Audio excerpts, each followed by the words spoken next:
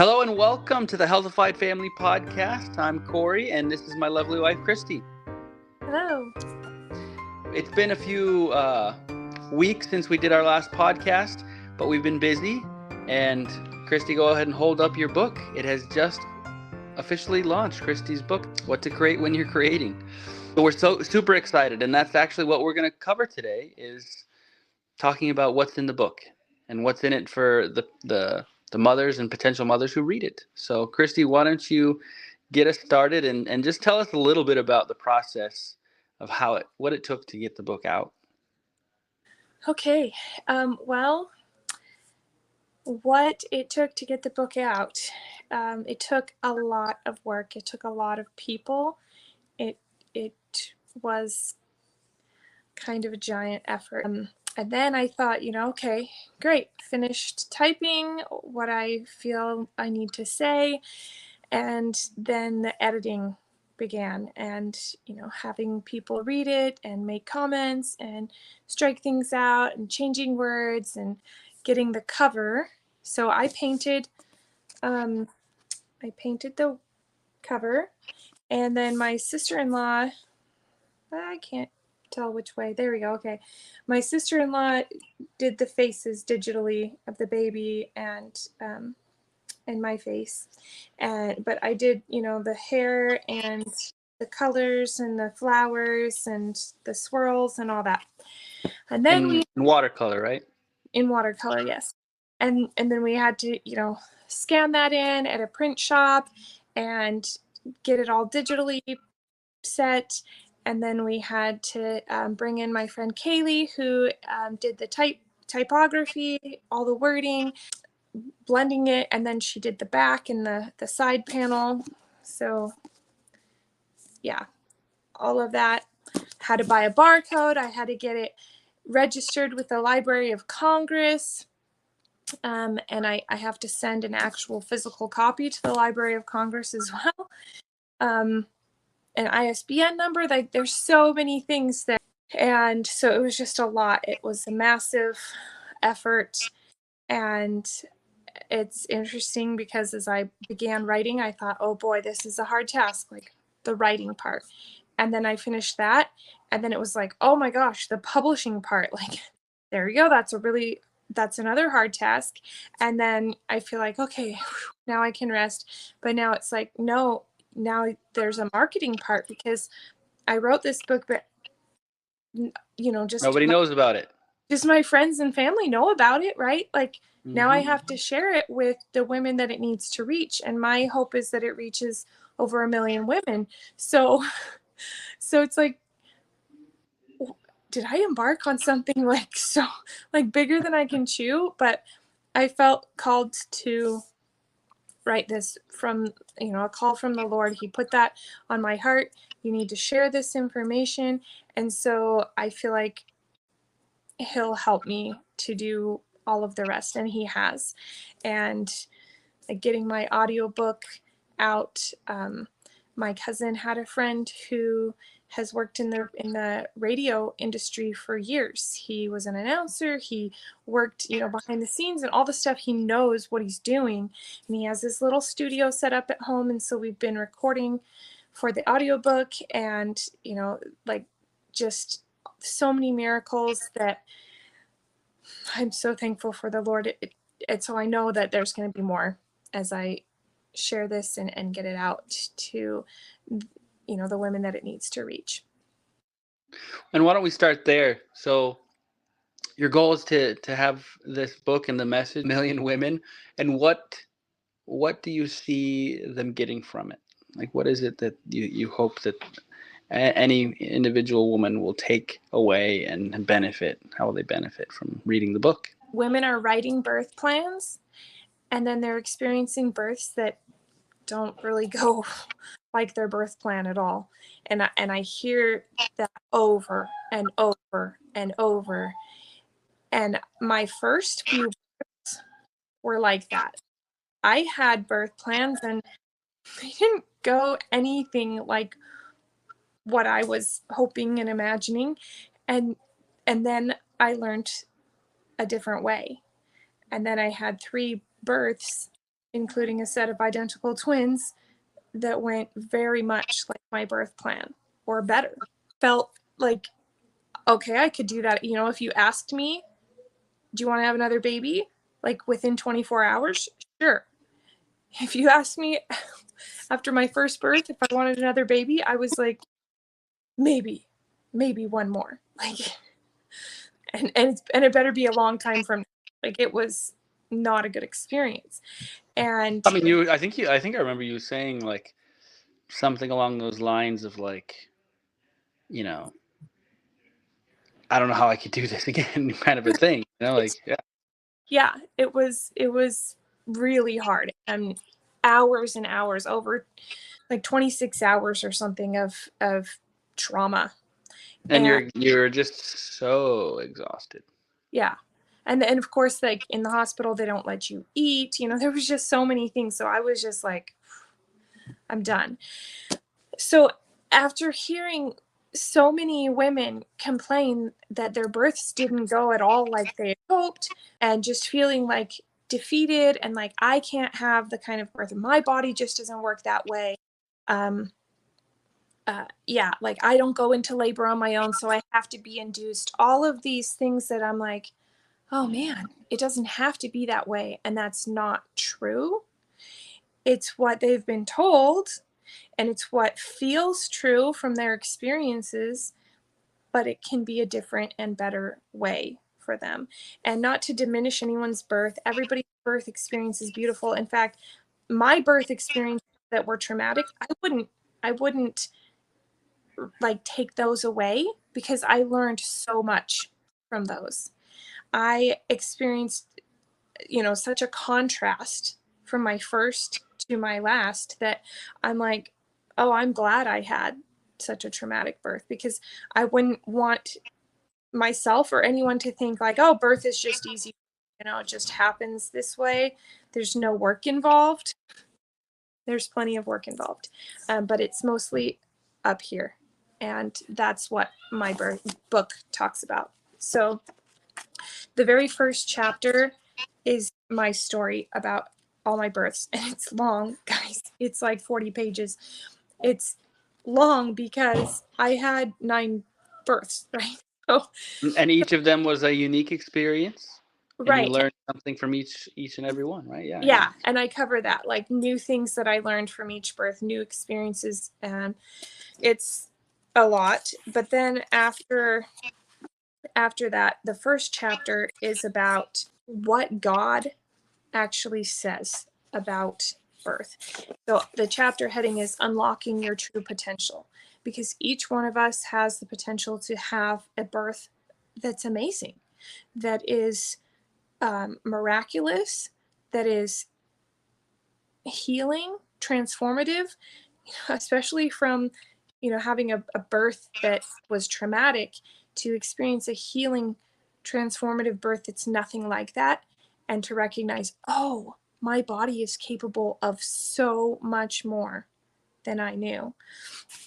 So I go through scriptures, like lists and lists of scriptures that, you know, biblical references of what God has said we can actually experience in our lives and in birth. Promises over and over again that women, his covenant people, his chosen people, and just a side note that if we choose, we are his chosen people. If we covenant with him, we are his covenant people. No special favors. We're all his children. It's our choice to be one of his covenant people. So if we choose that, then the promises that we can receive from that are amazing. He says over and over again that he'll take sickness away from us, that he'll take illness away from us, that we will have, no one will be barren in all the land, you know. And so, yeah, I just love it. Right now, barrenness is increasing in the land. Right. Infertility is really high, higher than it's ever been. People are turning to fertility drugs. So then, you know, multiples like twins, triplets, whatever is also increasing. But then there's other women who aren't able to conceive at all. So yeah, like let's grab onto that promise and see where that can take us.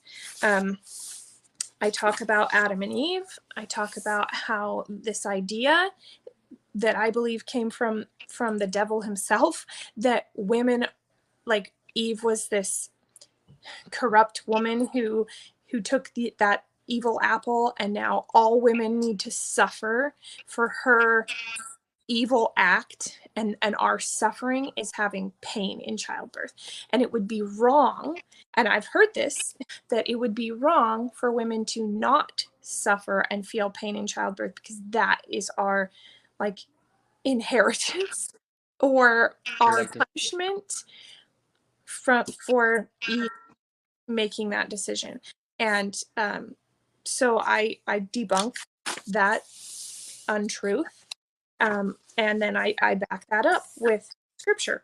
Set yourself up mentally to believe that a different thing is possible, that God actually wants you to experience birth in a different way than the world wants us to experience birth. I go into like choosing your dream birth team. Who do you want there? Why do you want them there? What is the role that each one of them plays? And in that chapter there, like under the husband, for example, the role of the husband, what most people want, isn't what we got, 50, 60 years ago, where the husband was not allowed in the birth room at all. He was in a waiting room, pacing, and then the doctor or the nurse or somebody opens the door.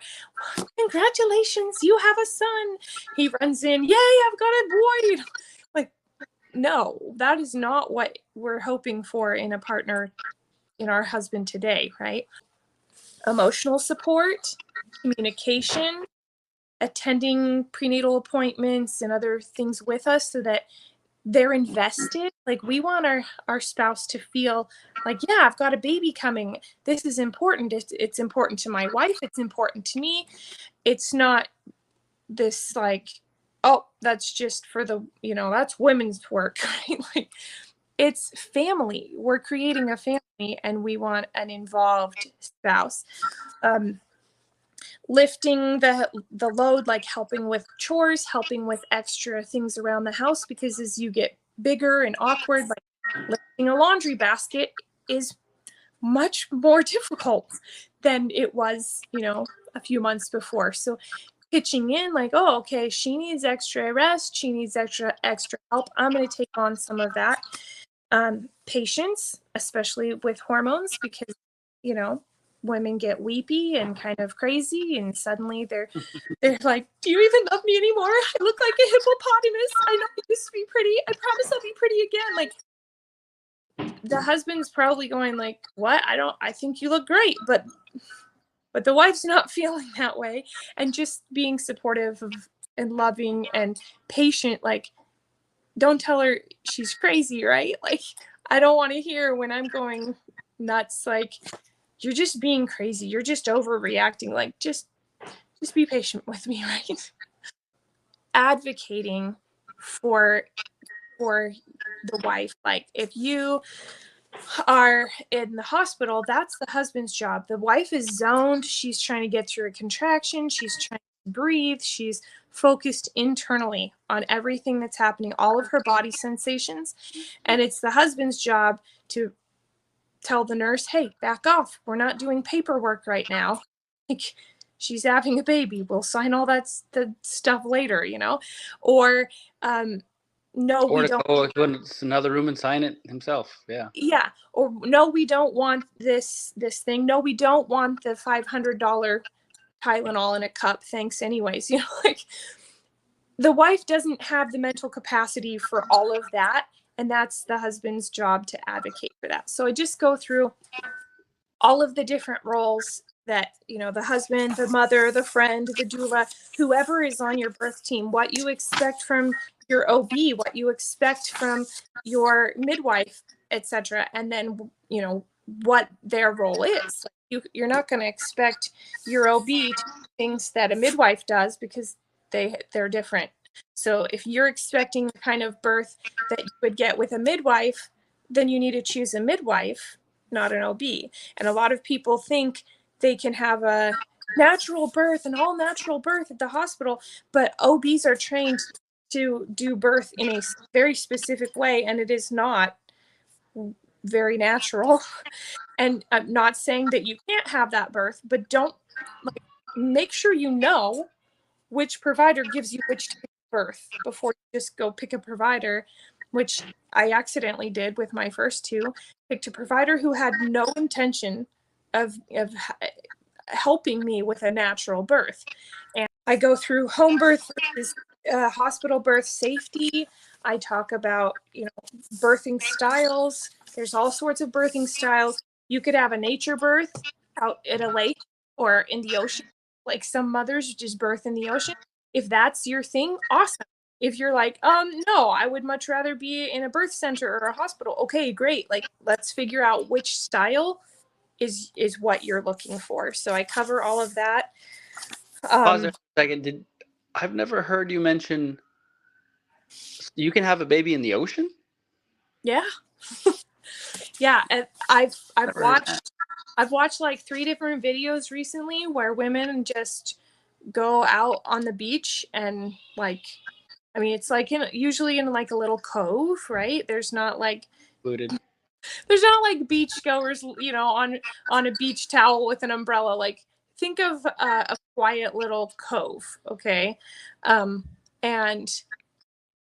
of course you can't have like a riptide. You're not going to have your baby dragged out to sea. Like, this is a peaceful little setting. But I have seen, a few births where they're just there in the ocean and they just birth right there. Do they stand in the ocean and have the baby, or like what do they do? 2 of them were kneeling. The other one I feel like was kind of waiting and like squatting in the ocean. But the water just in general is soothing and reduces tension and pain and all of that. And then the salt water makes you kind of more buoyant and lighter. I personally don't like sand, and the idea of being like all covered with sand and while I'm having a baby is like, no thank you. But yeah, because I mean, even if you didn't like only had the sand on your feet, as soon as you get in the ocean, like there's sand all up in the water. Yeah, exactly. Well, think about all those details. Do you want an ocean birth? Do you want, like little fishies swimming around you? Do you want to see little crabs walking around? Like, if you're squeamish about that kind of stuff, pick another style, right? Same thing with other nature births. Like, there might be cicadas buzzing in the background. There might be mosquitoes. There could be, little animals scurrying around. Like, make sure wherever you pick, like, think about all of the environment and the aspects. Same thing with a hospital birth versus a home birth versus a birth center. Wherever you pick, to know what your environment entails. If you don't like beeping noises and monitors and things, then a hospital isn't a good option for you. If you want to feel like you have the security of a defibrillator and oxygen and, all the monitors and everything, then maybe a hospital is the right place for you, right? Like, figure that out before you just... And one thing I would say that's hard about hospitals is they make promises that they have no intention of keeping too. That's one thing to be aware of. Like, like they might, I want to have as natural birth as possible. And, like... Yeah, oh, yeah, sure. Yep, that's totally doable. Whatever. But then when you get there, they're like, okay, do you want me to break your water? Okay, well, you're not progressing very fast, so let's do some Pitocin. I think it would be best. Or, like, whatever it is, they just start pushing you to have their style of birth. Do it their way. Not very natural. And it works, and, usually babies are safe and healthy doing it their way, but it's usually much more traumatic and not a very calm experience. And it often, leads to the cascade of interventions where suddenly, the Pitocin leads to an epidural because it's unbearable, and then epidural leads to a stalled labor, and then next thing you know, your baby's oxygen levels are dropping, and they're saying we have no other choice but to give you an emergency C-section. So yeah, just being aware of the medical system, how it works. If that, like, I'm not saying you shouldn't birth wherever you want to birth. Birth in a hospital if that's where you want. Birth in a birth center if that's where you want. Birth at home or on a mountaintop. But be aware of There's what risks no matter where you go. Yeah. Understand those risks. Understand the environment. Understand all of that stuff so that you can have a birth that you love. So co-creating a pleasurable birth means that you are like planning this out with God. Here's what God says is possible. Here's what I would like to experience. If you're okay with that, God, let's make this happen. And then you visualize it and you use the universal laws to really receive that, because there are so many moms who are trying hypnobirthing, these almost pain-free births, and you're squeezing a comb and they're holding an ice cube and they're trying to like distract themselves from the sensations they're feeling. And this, like, co-creating a pleasurable birth, that's different, because it's based on the idea that birth doesn't hurt. And I know that might sound ridiculous because I've had birth and it hurt. And most women who have had birth, it hurt. So saying, birth doesn't hurt, pain is a construct of the mind. It's just, we have body sensations and our body says, this seems dangerous, scary, abnormal, etc. Oh, it's pain, and it registers as pain. Once we tell our body, no, this is not pain, this is normal, this is what's supposed to happen, it says, oh, okay, and it switches that off and it doesn't hurt anymore. And that's like really an incredible possibility. But if we believe, like deep down inside believe it's gonna hurt, then it's gonna hurt. We have to work through all of those beliefs, all of those doubts, all of those fears, push them aside and say, no, birth, these are sensations. Watch an animal give birth. Watch a cat, a dog, an elephant, a deer. There's all sorts of movies and videos and Discovery Channel, and you can watch mammals giving birth. And it's intense, but most of the time, unless there's, a problem, which there rarely is, they just lay down and breathe. Sometimes they're standing up like a giraffe or whatever, but they're just really calm and they're breathing and they're just trusting their body. This is a natural process. This is what we do. They move around, they change positions, and they just let it happen. And we've been taught to fight it and to resist it. Like, no, this feels weird. Like I have these muscles tightening and I have my cervix opening and expanding, and it feels weird and it feels different. And so we register that as pain, and then we freak out and we resist it and we grit our teeth and we fight and we tighten, and all of that causes fear and tension, and our brain goes, oh my gosh, this is pain. This is terrible. This must be really bad pain. Yeah. And I have learned. I've the way I've visualized when you've talked to me about it is just that resistance that comes up, not naturally, but I would say as a consequence of our culture's inculcation of what we think birth is or ought to be, right? That resistance is working against, the natural process of everything opening up to let the baby out. It's just causing that resistance. And I imagine that's the main source of pain. Is just, so you got one thing doing this and one thing doing this, and they're at conflict, and one's gonna win, and the one that's gonna win is the opening, right? Right. But it's going to hurt that way. And it doesn't have to hurt if we work with it. Okay, my body's opening. I'm going to relax. I'm going to envision it opening. I'm going to feel like, imagine that it's just a flower blooming, like whatever visualization you can use. But recognizing this, your body was made to do this. It's not made to hurt. It's not made to be a horrible, terrible experience. It's natural. God designed it that way. And if God designed it that way, then it's okay. And we don't have to fight it, and we don't have to resist it.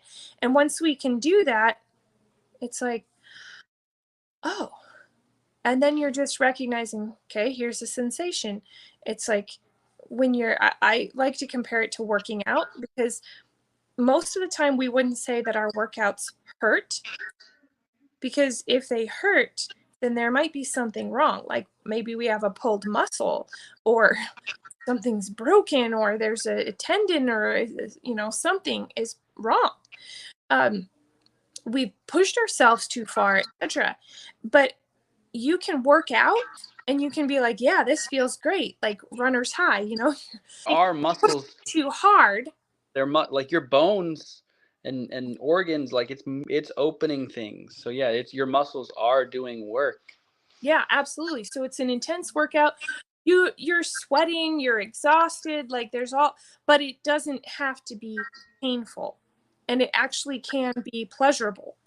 So it can feel like nice, like, oh yeah, like that feels good, like this relief and this like excitement, and this like, I have a baby that is about to be in my arms, and it can feel like just like a wonderful and spiritual experience, instead of like the worst pain of our lives, which is what a lot of us have experienced.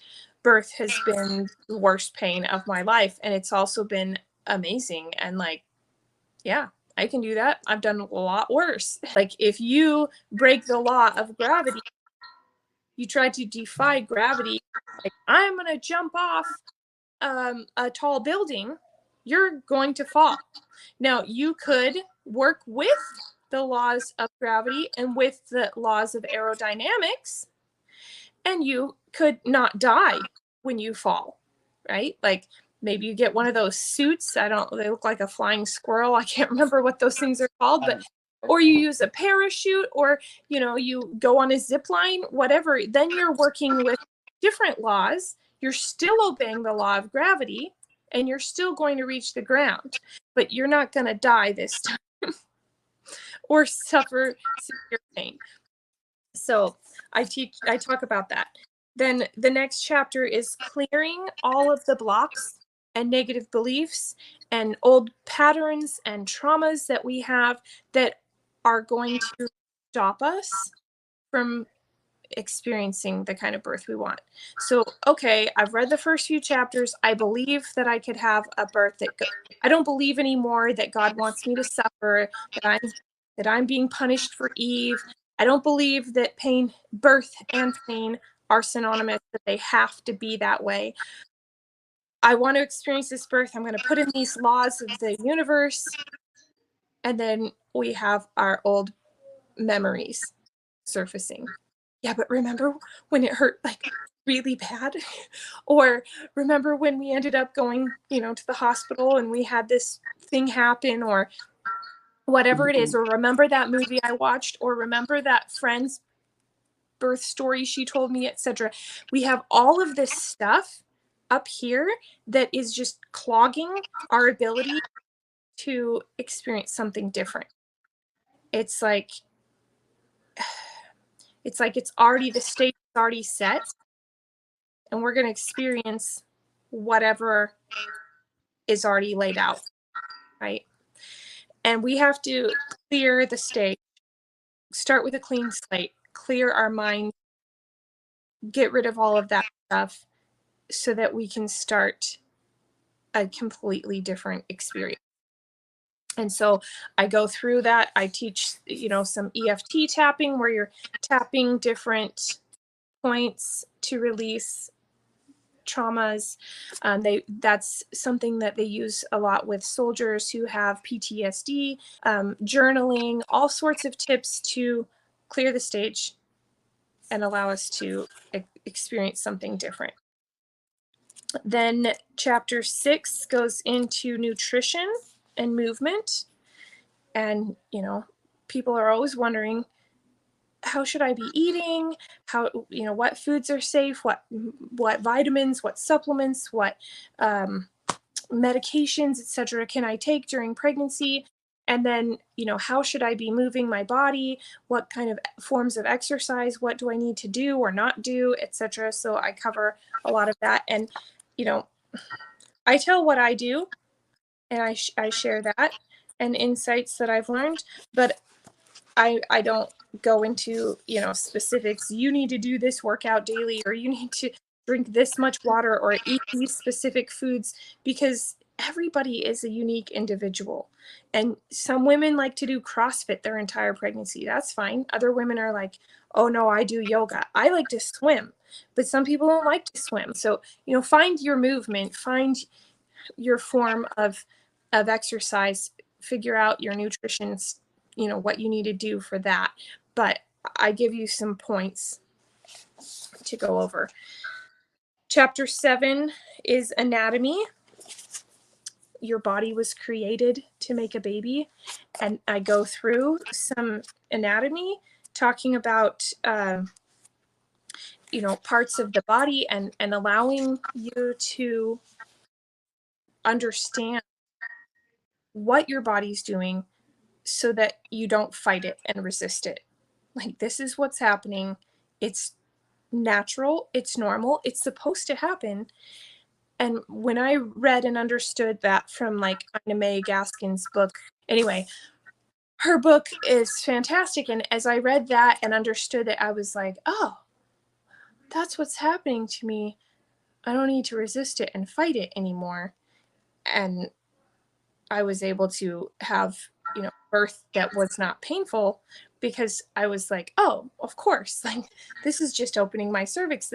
This stretching and what feels like my body being ripped in half is just my cervix opening.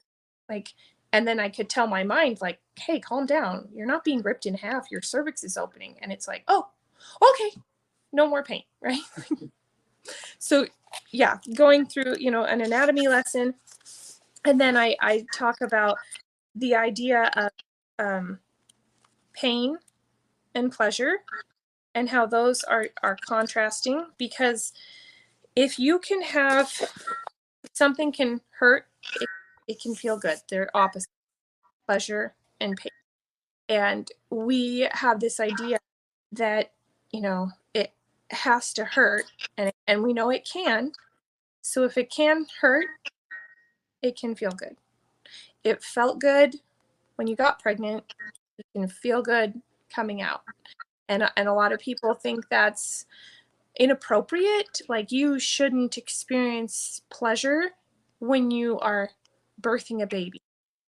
And some women have orgasmic birth, and other women think that that's just perverse and that's disgusting and sicko. But I'm like, okay, you got pregnant in a pleasurable way. You're just finishing what you started 9 months earlier. How is it wrong or inappropriate? It's the same thing. The very act that brought the baby, into your womb, how is that different than bringing the baby out into this world? And yeah, like that I mean, and that's a cultural trope that's been handed down for hundreds of years, like that. You talked about Adam and Eve, and the pain of birth is something that, so like that cultural norm is, I think, the source of why many have the opinion, like, that the very idea of an orgasmic birth is like perverse in some way. Yeah.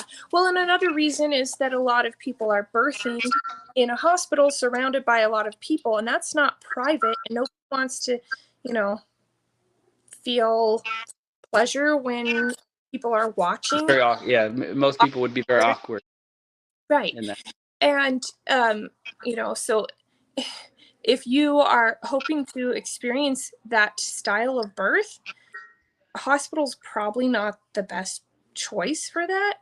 I would probably choose a home birth or a birth at a birth center where, either your midwife or whoever's there is on call, but maybe not in the room, whatever, so you have privacy, so you don't feel awkward experiencing something that feels good when, like, oh, this isn't private anymore, right? And I don't think birth was meant to be a spectacle. In fact, I read what's her name? Queen Marie Antoinette, her first birth. They had like 100 and some people watching, all crowded in watching her, because it was like, I don't remember their reasoning, but it was like this thing they had to prove that it was actually her offspring. It was actually not a faked birth, that they didn't bring some other baby in. They were like making sure that it was the offspring of the king, etc. And so, she was just made a spectacle of, and she was screaming, and the birth was like really not going well at all. And finally they like ushered most of the people out of the room, and then she was finally able to finish giving birth. And I think I would have been doing the same. There's no way I could relax and birth a baby with like 100. Yeah, like we're not even talking about health professionals who are trying to help you. No, these were politicians. Right. And I'm just like, oh my goodness. With the attitude, what kind of attitude is that? Like, we gotta see it to believe that it's the king's. Yeah, so that, that is never going to be conducive to your body relaxing. Most cultures, the woman goes off by herself with a birth attendant, midwife, her spouse, maybe even herself, and she births in a quiet, dark, calm place. And that has been, turned out on its head. Now we birth with bright lights in our eyes and, in a, what's the word I'm looking for? Operating room, on a hard table, on our back, all of these things are like not really conducive to feeling with calm. Needles in your arm. Yeah, needles in your arm, all these cables Wires. and monitors hooked up to you. And that's not very conducive to feeling pleasure and feeling calm and peaceful. Yeah. So. And, it's interesting just thinking about that, because it's so much of it is in the framing of things. And, you can easily frame like, oh, it's so nice to hear your baby's heartbeat. But how often does the framing go in the reverse of like, my baby's heart, it sounds different. Is something can go wrong? Like, yeah, like all of the monitoring can just make you anxious. Yeah. Because right. without all those monitors, you don't have any idea. So you don't worry about it, right? Like the things that like when we had a few babies that we never did any ultrasounds for I don't know, a lot of them. And so all the things that come with, oh, your baby might have this, your baby might have this problem, it might have this problem. We couldn't worry about it because we had no idea. Yeah. And you're not able to tune into your own body and your own intuition and feel, hey, something's wrong, or something's, I need to shift, or nothing's wrong. Change position, or nothing's wrong at all, etc. You're relying on outside data that may or may not be accurate for what you're experiencing, right? So yeah, it's hard to experience. And like the heartbeat, that's not inaccurate data, but like I think what you're referencing is a lot of times people get an ultrasound, women get an ultrasound, and the doctors say, oh, your baby has this, and then the baby's born, and it's like, no, they didn't have that at all. Like, yeah, that happens a lot. Yeah, exactly. Or they say, oh my gosh, you need to have you need to be induced or you need a C-section because your baby's measuring like in the 95th percentile. Your baby's going to be like 13 pounds if you don't, have the baby at 39 weeks. If you go to 41 weeks, like your baby's going to be huge. And then the woman delivers at 39 weeks. She was induced. She delivers and it's like a 6.5 or 7 pound baby. And you're like, what? Very, very rare to have a baby that can't fit through your pelvis. Like, it's possible. There are a few cases of that. They're so rare. It's ridiculous how many babies they're told are too big, can't fit. That it doesn't fit the real data of the women who are too tiny. We've had friends who are very, very petite, under 5 feet, 90 pounds, 87 pounds, and they have babies just fine, fit through their pelvis. Okay, so then I go in chapter 8, I do a summary of each trimester, and then tips for labor, how to know when you're in labor. Like, okay, I'm feeling these sensations. I may or may not be in labor. Okay, I'm feeling these sensations and these sensations and these sensations. I'm probably in labor. I need to head in or call the midwife or whatever, right? I talk about, some self-care, sleep management, what do you need to pack for the baby, just some of the logistics and stuff. So, and then the last chapter is postpartum care for yourself, for mama, how to rest, how to relax, how to not fall into this belief that we need to be superwoman and be up and about and doing everything again within 2 weeks. In almost every other culture in the world, women rest for 40 days, but not in America. Oh no. By 6 weeks, you better be back to your full-time job, right? Like, it's kind of this go, go, go, rush, rush, rush. And it's almost like a badge of honor. How fast could you get back into shape? How fast could you get back to work? How fast could you recover from a birth? And not that birth is like a medical emergency that you need to recover from, but it took 9 months for your body to get where it's at. And then because your body changes, your body goes through some huge changes. So it's like it's understandable to think your body has to make, you're trying to go back, revert, and that's not like. Yeah, exactly. There are a few women who, the next day they barely look like they had a baby.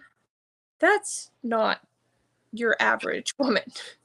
And then we're so ashamed of our post baby belly, and I remember going to the store 2 days after my birth and somebody asked me, "Oh, when are you due?" And I was so embarrassed. And I was like, "Oh, I just had a baby like 2 days ago." And they were like, "Oh, I'm so embarrassed. I'm sorry. Well, congratulations." And I'm like, "Oh, I still look pregnant." And why was I embarrassed? Like, why do we feel that we should hide our body? Why is it not accepted? You have this cute little baby bump at 16 weeks, at 28 weeks. Oh, look at your baby bump. Everyone's taking pictures. Nobody takes pictures of their post baby bumps. They're just like, oh my gosh, get a shaperwear, cover this up, bind it, like hide it, get a flowy shirt. It's culturally not acceptable. It's not cute anymore. It's just flab. It's just fat. It's just ugly. And that's not true. It's our body. And it's amazing and it's miraculous. And they're not helpful. They're not conducive to having a good, peaceful recovery. If we believe, that we have to fit this American style of slim back down, get back to work, all of that, we're going to suffer for it mentally, physically, like emotionally. I have a lot of tips in there of, what to do if you notice symptoms of group B strep in your baby, or how to care for cradle cap, or what to do for, the baby's cord stump, or, all sorts of different things, pacifiers versus finger sucking. Should I do, newborn vaccinations or not? All this information that it's hard to find. There's so many conflicting things. So yeah, just a lot of tips for, care for babies, how to get them to sleep, feeding tips, all sorts of things, and postpartum care for the mom. And then as a bonus at the very end in the appendix, I have gathered stories from other women that have shared their pain-free or pleasurable birth experiences. And something I really recommend in the book is to, clear all those blocks, make a blank stage, create, a blank slate so that now you can fill it with stories and videos and blog posts and whatever of mothers who have experienced birth that is pleasurable, that is not painful, that is amazing and peaceful and not traumatic. And, there's a lot of those stories out there, but what we see in media is not that. And so just like getting rid of all the images we've seen over the years, almost every portrayal in media is just women screaming, writhing in pain, hitting their husbands, like all these negative images, and getting rid of those and replacing them with something much more beautiful. And so that's why it's something you do on a continual basis, right? You're always watching. Yeah, I'm always watching birthing videos, and there's hundreds and hundreds of birthing videos where they're pain-free or they're at least calm. There might be some pain involved, but it's not traumatic. Even though there's some pain, maybe there's some, ring of fire as they're pushing or whatever, but it's not traumatic. Very calm and peaceful. And those kinds of births, I'm like, oh yeah, okay, I want those in my head when I'm in labor, when I'm giving birth. I want those images to come to mind, not the images that we grew up with, not the images that, we're terrified and we're screaming and we're rushing to the hospital, and it doesn't have to be like that. But it will be like that if we don't do the work to get that out of our head and put in the news stories, because what you focus on grows. What you give your attention to is what you experience. And if that's what you're imagining and visualizing and believing, that's absolutely what you're going to experience. So it's kind of like, it's really crucial to not skip that part and to actually avoid that kind of media, and then search out and look for the kind of birth you are hoping to experience and fill your mind with that. So that's my book in a long nutshell. But yeah, I'm hoping that it can really shift this cultural image that we've that's been kind of pushed, been forced upon all over the world for the last 200 years. And it really, it hasn't been much longer than that, because it wasn't until about 200 years ago that males took over the birthing industry and said, hey, look, we could make money at this. And they started pushing out the traditional route, what used to be midwives, and they said, we don't need them anymore, and let's paint them as quacks, and let's make that model outdated, and tell everybody it's dangerous and it doesn't work, and bring them into our hospitals, and all throughout. There's nothing natural about a man being in charge of a woman's birth. Right. There isn't. And even if it's a woman OBGYN, like the whole training and teaching and everything that they get as doctors is curriculum created by men. Yeah, it's masculine, and it's just not conducive to and that's like a cascade of interventions, like we need to control outcomes. Yeah. We're going to do this, and if it doesn't have the desired result, we're going to do something else, and we're going to keep doing more and more and more and more and more because we're trying to control the outcome. Yeah.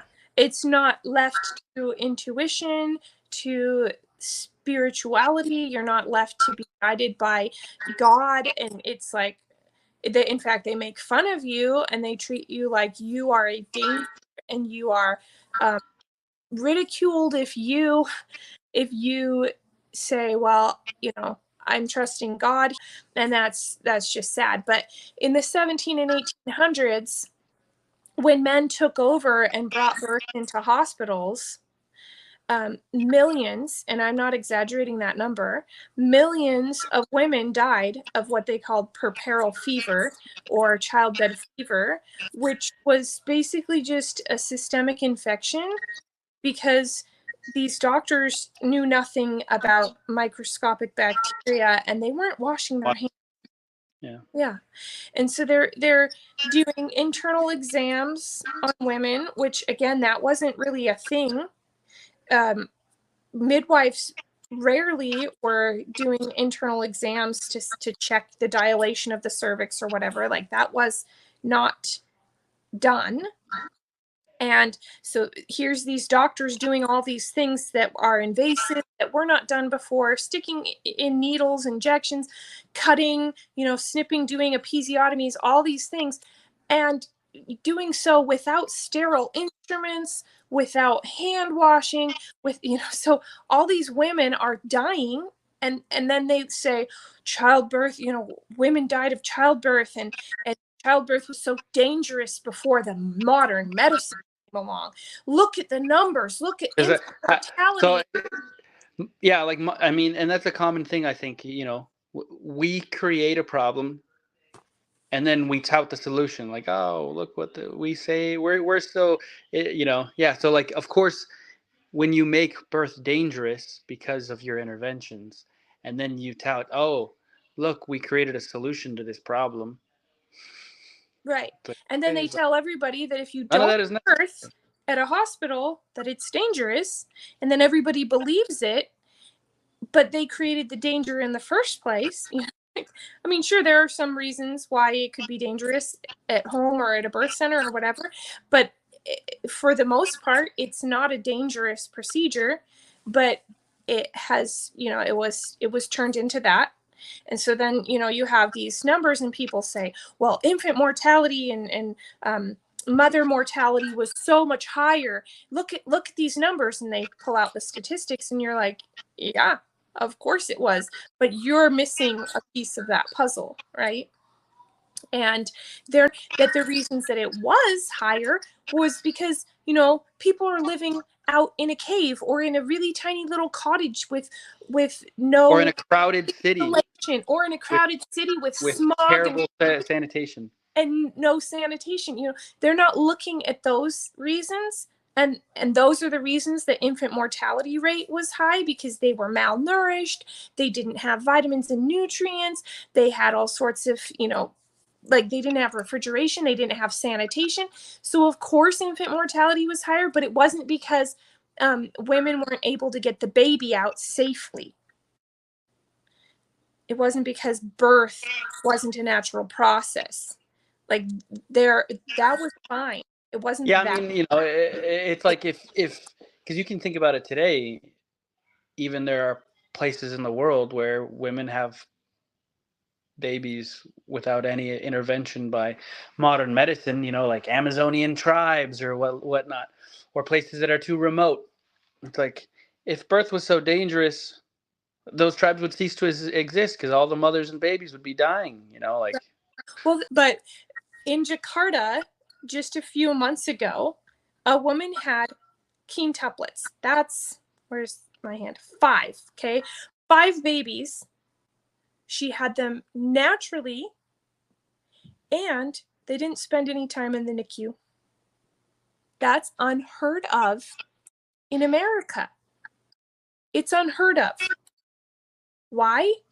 Because they don't let you Yeah, they don't let They you. they don't let you. They don't let you deliver quintuplets naturally. They don't let you go into labor spontaneously with quintuplets. They, like there's all these things. Even if you did and the babies were slightly small, they would whisk them off to the NICU and hook them up to all these cables and monitors and things. And yet in Jakarta, they didn't have all of that there. Available. They didn't have that available at their small hospital. And what they did was exactly what they should do. They placed all the babies on the mother's chest, and that warmth and that comfort and that love and that energy helped those babies fight for their lives. And they all survived without a stay in the NICU because they were able to thrive and do what they needed to do. But you take them away from their warm, comforting mother, and now you've introduced stress and Fear. fear and anxiety, and now that baby isn't able to stay calm. Now their little immune system is like freaking out and struggling because I'm trying to keep myself alive, but also I don't have mommy. It's just like, oh my goodness, it's a recipe for disaster, right? So I'm thankful for medical intervention, and they can be fantastic and they can save lives. But I feel like it's just been over medicalized, overly, overdone in so many ways that I've never heard of quintuplets born without, born naturally, born vaginally, and without a stay in the NICU. Yeah. I've never heard of it. In general, I think there's the medical system doesn't want to admit it, but everything that they do, there's a risk associated with it as well. Yeah. I think about if they would have pushed me to have my babies at 36 weeks or before, which is what the perinatologist told me, you can't go past 36 weeks. It's not safe. We won't let you. They would have probably had to stay in the NICU. But when they came at 38 weeks, 5 days, they were 7-pound boys. They were healthy. They were fine. They didn't need any stay in the NICU. And, it's like, well, there would have been that risk. They never went to the hospital. Yeah. They've never met a doctor. They have never been to a doctor. They've been perfectly healthy. Why take them to a doctor if they are perfectly healthy? And there's this belief that you're too dumb. You're a regular, normal citizen. You're too dumb to know if your baby's healthy. You need to take a baby into the doctor so they can tell you if your baby's healthy or not. You need a well check visit so we can, charge you $300 to tell you, congratulations, your baby is well. I already knew that. Thanks. And midwives do their own health checks. Sure, we had checking joints and things like that, and it's like, okay. They had health exams. They went to get their tongue ties reversed with a lactation, specialist, and they are, healthy and well. Their APGAR scores were great. It's not like we don't care for them, but if you educate yourself, then you don't need to. You'll know if there's something off. Yeah, we took him to a chiropractor. Like, I had never even heard of that. Not a prenatal, but like a baby newborn chiropractor. Like, right. She was doing chiropractic work on him. Yeah. Yeah, and so anyway, there's just so many things that you just need to understand. Whatever you choose, I don't want to bash hospitals or bash hospital birth or say you can't have that style of birth.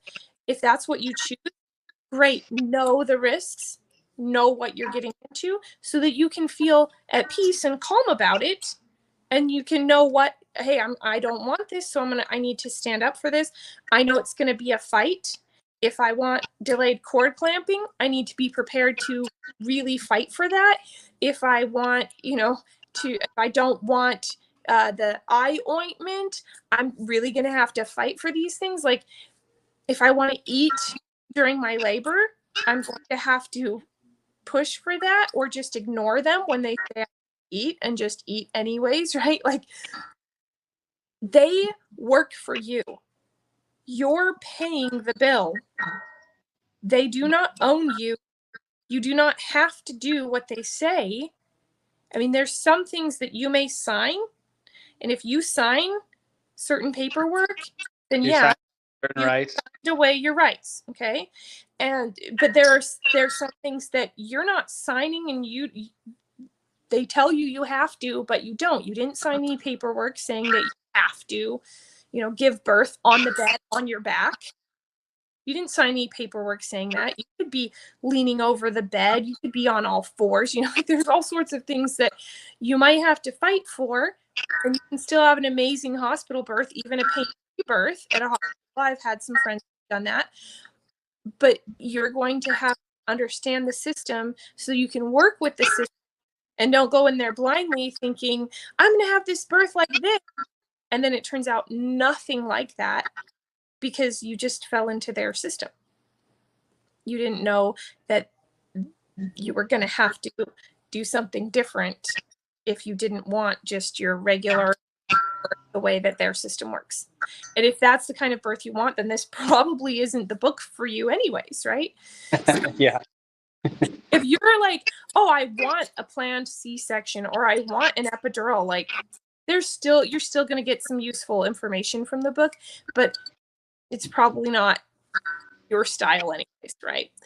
We're grateful that we have the opportunity to introduce to you Kristi's new book, What to Create When You're Creating, and we hope you go out and buy it and give it a read, and give us some reviews on social media, and thank you for listening. On Amazon, if you've read the book and you enjoyed the book, please leave reviews on Amazon, because that really helps get the word out. Yeah, and it helps the book to be, so, and it'll say, top pick or whatever on Amazon. So the idea of getting this book out to all these women to help shift birth, and how we birth, how our daughters birth, how our granddaughters birth. Like, I hope it's not how we've seen in the media all of our lives. I hope we start seeing media where women are having births that are peaceful and calm and amazing. Like, that's what I'm hoping to change and to shift with this move. And that's my hope and my goal. So yeah, leave some reviews. Check it out. There's an ebook you can get it on Kindle or a paperback. And in the near future, there will be an Audible version as well. All right. Take care.